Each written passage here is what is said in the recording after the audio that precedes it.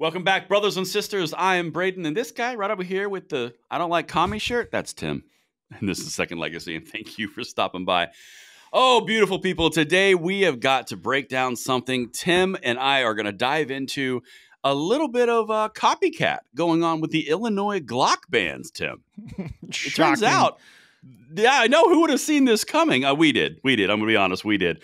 But we're going to break all that down because New Jersey just can't have Illinois have all of the spotlight. And that's what we're going to break down right now.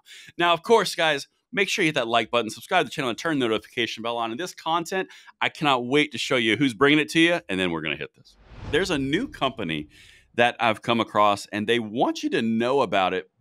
But I'll be honest with you, man, this intrigues me. All right. This is called Ammo Squared. Okay. So listen to the overall idea and just give me your initial gut on this. So what they do is they've taken the elements of investing and of 401ks, and they've partnered with ammo storage, and they've made it into one individual solution. Now, does that intrigue you at a high level, or am I crazy? Well, no, actually, it seems really interesting to me. I've told people before to invest in ammunition because it seems like the cost of ammo is constantly going up, and people always need ammunition. It would be pretty neat to be able to tuck some away as an investment. So that's pretty cool. Exactly. That's exactly how they're doing it. So let me just walk you through how this works. So this company, Ammo Squared, they're family owned and they're operated, and they've been in business for like 8 years. What effectively they do is you put your investment capital into an account, and whenever you want to cash it out, magic, everything that you've been storing up for X amount of time and whatever differentiation that you want shows up. So instead of being at the mercy of the fluctuating market prices and the lack of availability, you've been doing it over time, and then you get what you need, but you're taking advantage of time and not the variable fluctuations in the market and availability. It's actually really clever. Yeah, that's a neat concept. I find that to be truly fascinating. I love talking about companies that intrigue me, but this one has no minimums to buy. They have no memberships needed, no extra fees, and they can literally do whatever they want on whatever budget they want. It is essentially, I mean, that's the best way to describe it, is it's actually an investment on your freedom seeds. I mean, like there's no better way to say it. Exactly. Right? That's how I would say it. It certainly seems like an interesting service. I would definitely encourage people to check that one out. Yeah, check it out. I mean, it's called Ammo Squared, but we just ran across it. They threw it our way, and I was genuinely intrigued, so I hope you guys enjoy looking at that. All right, Tim. Listen, gun controllers can't stand if someone else beats into the gun control push. You know this. Yes, that's true. They do love that notoriety, don't they? They're always jockeying to be the first one in front of the camera, and the one in front of the camera is the most often. Yeah. That's true. Yeah. It's weird how it's almost like it's a consistent thing that they can always go to get more notoriety because the media just loves them some gun control, isn't it? Yeah, absolutely. That's weird. Anyway, no correlation there. You remember the Illinois thing, right, Tim? We talked about that. Yeah. Yeah, close to Illinois. Good old Chicago doing its thing. Illinois just loves being radical now. It's like they're fighting with California to see who can out-radical the other one. It's a competition. Tim. It is. I care the most. It's a big race to who cares the most. And that really resonates with the left because they're all about the emotional caring. They are. They absolutely are. But it turns out Glocks are the problem, Tim. Glocks turning into machine guns. And here I thought it was AR-15s the whole time. Glock just appeared out of the shadows like, hold my beer. I'm the most dangerous. AR-15, you go stand over there for a little while, son. Yeah. I got this one. It's I swear, dude. Like watching the gun controllers and being able to comment on their moves is truly a study in sociology. It is fascinating. I think they have a word for it. It's called manic behavior, phrase anyway. Well, I mean, you're not wrong, but manic would imply that there's no plan to it. Yeah. But there's definitely a plan to this. But I do find it fascinating, to your point. We spent, I don't know, what was it? 3 years? 5 years? Highlighting the fact that the AR-15 is the blight of all things wrong in the country.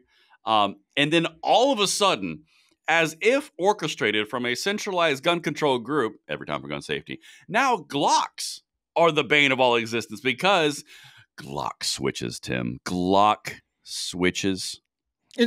You want to hit the irony, or you want me to do it? Well, you can hit the irony, but what I find rather interesting in all of this is the Glock switch is nothing new, right?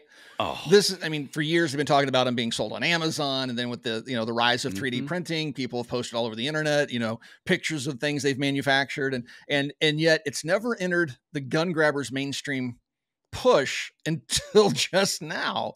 It's weird. It's so weird how they're just not on top of things. Like, it takes them a long time before they go, oh, hey, look, there's something else we can attack. It's like they're so focused on the AR-15. Like I said, Glock said, hold my beer, baby, and stepped into the spotlight. That's right, they did. But it's so fascinating, Tim, because if memory serves correct, sarcasm warning, fair warning, chance of sarcasm right now. If memory serves, the NFA does exist, right? Unfortunately, yes. Yeah, I'm pretty sure that it passed in 1934, as in like 90 years ago. And reinforced by Reagan in 1986. Yeah. Yeah. Coming up on 100 years, the big centennial for gun control, which, Tim, ironically, I'm pretty sure it stops machine guns that are not already in the United States, right? Yeah, from being manufactured and created. But gun laws save lives, All of them. They save all the getting lives. Criminals off the street has nothing to do with the calculus. It's all the guns. Hashtag it's the guns. It's the effing guns, I think, to put a more fine point on it. But I do find it so curious that something that's been in place for 90 years is not working in the largest gun control city in the United States. So we're going for a twofer on this one. And because of that, we're going to need to sue the Glock manufacturing company out of existence because criminals inside those cities created machine guns in violation of the NFA and state law. I find it curious. Is the motive here to save just one life, or is the motive here to put Glock out of business or at least stop their sales in the United States? I think it's all semi-automatics. The goal is everything that goes bang. That's the big picture down the road. I'll see you in 50 years. This is what my agenda is for the gun grabbers. But yeah, right now is what I'm talking about. So that's true. Yeah. Well, Tim, there's great news, great update for the people of Second Legacy, because the quest for notoriety has brought 11 other state attorneys general onto the playing field as well. They want a piece of the gun controlling, Glock banning action. Is New Mexico in there? New Mexico is not in there. What? We do have the state list. Yeah, I know. I know. Where's she at? Well, let me walk you through a few things here, because that was a sarcastic intro of the ages. Yes. That was sarcasm perfected on the gun side of the world. But let me show you what's happening here. This is number 5. So Attorney General Matthew J. Platkin and the Attorneys General for 11 other states and the District of Columbia have now told Glock to preserve all evidence related to its line of Glock pistols, which can be easily converted into illegal machine guns with just one small and easy-to-make modification. Isn't that weird? 11 other states, and it's all about Glock, even though it was modified. The guns modify themselves, Tim. Do you not know? Yeah, I mean, evolution. And we've talked about this before. It's just one small, easy-to-make modification. Just one thing. Well, news for you guys. Anything that loads itself is a very simple machine with a handful of parts.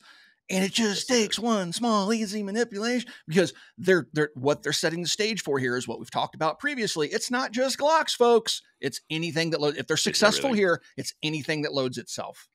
They're all readily convertible, and they're going to use this as establishing a precedence within the courts.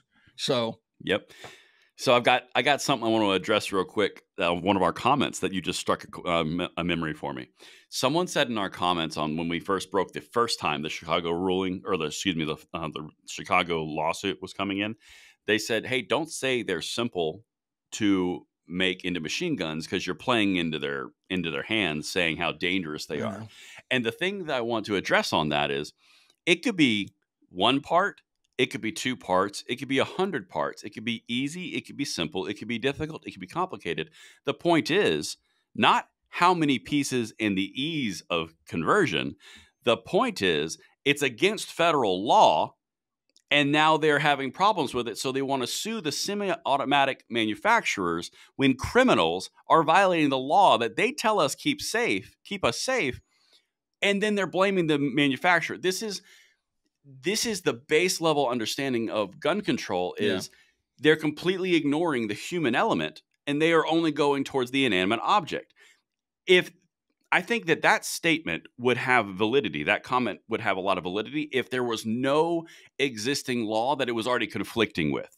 But because there's already the NFA in place, it doesn't matter the ease of use of what something can be done as. It matters the intent of the person doing it. Beyond that, but the left has to ignore it. We're talking about what they're actually saying. And we're saying this is how it can be applied elsewhere. And I don't agree with the whole notion of, oh my gosh, don't talk about that in public. They might hear you. They already know. They already know. And what we're telling you is this is part of a long-term strategy. It's not a one and done thing with this lawsuit. They're setting a precedent here. They're playing a game. And by us not talking about it, we're doing a disservice to the community of not bringing this to their attention. So yeah, it doesn't just die in silence. It festers and grows into something uncontrollable if you don't deal with it. So I don't agree with the never talk about it. Oh my gosh, they might hear you. No, we have to get the word out because this is critically important to the preservation of our rights. Yeah, I would agree with that sentiment because the fact is they know. I mean, it's not like we're teaching them things that they just simply don't know. They don't know a lot of things. Like politicians don't know a lot of things, but the people who are driving the boat at Everytown for Gun Safety, I promise you, they know everything that they need to know. They have their tentacles and tendrils in the ATF, in the DOJ. Yep. It's in the White House now. They are everywhere. Yep. I promise you they know. But this is something that just speaks to what you just said. This is number 8. Listen to this. This is a orchestrated attack, okay? Both New Jersey and Illinois have laws that seek to protect the public by holding gun companies accountable for their actions. Do you understand what they're doing? And I know you do, Tim. I'm saying the people listening, right? What they've done is they found favorable states that would pass their laws in order to sue manufacturers. And then they pushed it for them to pass them. Then they sue gun manufacturers from those states, which is now allowed, which would have national implications. They're using it as a forward operating base for gun control nationally. Mm-hmm. That's what's happening. And it's so fascinating because we called it. We said they were doing this. Right. Like everyone knew they were doing this, and here you go. Right. And this sets a dangerous precedent, even if you don't care about guns. I don't care what it is that you're passionate about. This opens the door for whatever product or service that you're in love with. This opens the door for it to be targeted by other political entities down the road. Very true. Right. So just remember, you're not always in control. So when we can use the filibuster as an example, when the Republicans have control of the Senate or don't have control of the Senate, they want to maintain the filibuster and the Democrats want to take it away. When the chamber flips, the exact opposite happens. And they're playing with something that can blow up in their face, because when you change that rule, when your opponents gain power, they can use that rule against you. So correct. You have to be very careful with these types of things, because when these laws happen, there's always fallout. Take a look at the Safer's Community Act. Oh, it looked perfectly harmless. I mean, we were preserving everybody's rights in this. It was just an easy compromise. It really doesn't affect the 2A community at all. It's a good thing. And now we have the National Centers for Banning Guns, or whatever Biden calls it, and red flag laws. Right. I mean, that is the repercussion of not paying attention and just saying, oh yeah, it's rather harmless. It's only on this one little narrow issue, when that's not how it gets used in the long term. That's not how it gets used. And that's a short-term history example. You want another long-term examples to enrich this point a little bit? Sure. Ask Harry Reid how this worked out. Yeah. Because Harry Reid, if you'll recall, he got rid of the filibuster for judicial nominees in the Obama administration because they wanted those judges. They really wanted them. They wanted a simple majority. Well, Trump got into office right after Obama, and he put more judges on panel than any other president did in the same amount of time frame. And that's because Harry Reid changed the rules. That's right. Sorry, boo. Right. Sucks to suck. Right. That played out in our favor, but it can just as easily play out to not our favor. So you have to be very careful with these things and be very diligent in stopping these things. But it's a good example. So listen to the states that signed on, not New Mexico, as you mentioned. I was actually kind of shocked as well. But here they are. We've got Colorado, Connecticut, Delaware, Massachusetts, Michigan, Minnesota, Oregon, Pennsylvania, Rhode Island, Vermont, Washington, and the District of Columbia. Now, the only one in there that surprised me was Pennsylvania, but then at the same time, it doesn't really, because Shapiro, the governor there, would appoint an AG who's anti-gun. So that really didn't surprise me, but Pennsylvania is actually pretty purple. Yeah. But the rest of them are all, they're all what, Tim? Can I? Do it. They're a bunch of commies. Yeah. Yeah. there it is. There it is.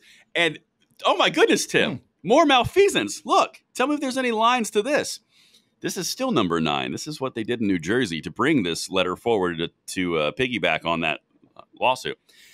SAFE, that's the organization name, is a first-in-the-nation office focused on firearm industry accountability. The SAFE office was established by Attorney General Platkin in 2022 to exercise the Attorney General's authority under the firearms public nuisance legislation, also passed in 2022. So let me just lay this out. The SAFE office, of which this lawsuit letter tack-on request, which we're about to show you, is coming from, was established in 2022 by Attorney General Platkin, the same guy who authored this letter, who created the SAFE the SAFE office, which was passed in 2022 by gun control Phil Murphy. Right. I don't know. Like, that's not connected at all. Right. Lord, dude. But, man, they're crafty, aren't they? Oh, they're so crafty. You want to know what they're demanding of Glock? Go out of business? No, what do they want? Oh, no. Even better. Even better. So I'm going to read these 5 demands to you. And when I'm done, you tell me what your immediate thought, because you know gun controllers really well. You tell me what they're doing here. All right, check this out. I'm going to read this. This is number 14. In light of the foregoing, we hereby request that you preserve for future production all documents in your custody or control from January 1987 to the present. Okay? Number 1, the conversion of Glock semi-automatic handguns into automatic weapons through the use of switches. So all documents on that and the public safety impact of such semi-automatic Glock switches that are converted. The design and development of Glock pistols with respect to their semi-automatic function, not limited to documents relating to their receptiveness to being made to function automatically, whether you took or considered action to reduce the receptiveness or the possibility of design changes or alternatives, your knowledge about all the laws, federal and state, around Glock switches and converted Glock machine guns, and here we go, number 4, this is my favorite one, financial information relating to Glock pistols, including profit, manufacturing cost, distribution cost, as well as the cost of developing and or implementing any alternative design choices that were available or considered, and then the public-facing marketing, advertising of Glock pistols.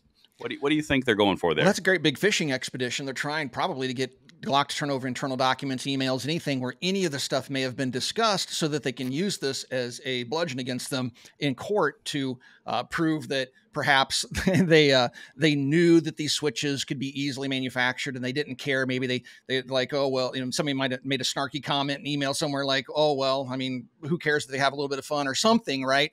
This is a complete fishing expedition that they're trying to court order the company to hand over anything that they can use to beat them up, from design to how much they make in terms of profits. They might even call into question the profitability, like, well, their profits are too much. They could have used some of this to make sure the gun is even more safe. And they're going down the marketing hole again, which was successful in their attacks against Remington and Bushmaster. It's crazy. I love partnering with you because that's exactly what they're doing. I didn't even have to tell you that's what they were doing. I love that you went there because they're going to try and beat them up in court. And guess what? This lawsuit is going to fall flat on its face. The outcome here is not the positive lawsuit. The outcome is all the financial documents, the production documents, all the marketing documents, so that Every Town for Gun Safety, who, by the way, is also a plaintiff on this suit, gets access to all those documents, which will then be disseminated across the gun control apparatus for marketing against gun manufacturers. Yeah, and they're going to use that against them in court as well. They're just looking for anything they can find to sue them on. All it takes is one email where some employee said something off color that wasn't even meant to be serious or anything, and it can be used against Glock and try to hold them accountable in some way. Correct. And best case scenario for them, lawsuit success. Worst case scenario, they get free marketing materials for the next several years to dive through the analytics and profit margins of Glock. Right. To show what an evil company else they are. Oh, it's so evil. It's so evil. But that's what's going on. New Jersey piggybacking. Yeah. Well, what's interesting also is I remember conversations years ago. People were there was a thread on a discussion forum. I'm going back a long time where they were talking about Glock. And then when they first introduced the plastic fantastic to the U.S. market, it was priced so affordably that they actually had to artificially inflate the price just so they thought it would be taken seriously. But because of its construction methods and really low cost, people were going to perceive it as being a junk gun. So they artificially inflated the price so that now if they get those court documents, then they're going to feed the people that hate Glock something too, that they're going to use on the discussion forums. Like, I told you they were overpriced junk. But anyway, really interesting. Oh, that's that, man. Yeah. New Jersey. Yeah, you got to get there. Got to love it. It'll be interesting to see how this one plays out. As this develops in court, we will bring you that information. Thank you for watching Second Legacy. We'll talk to you guys soon.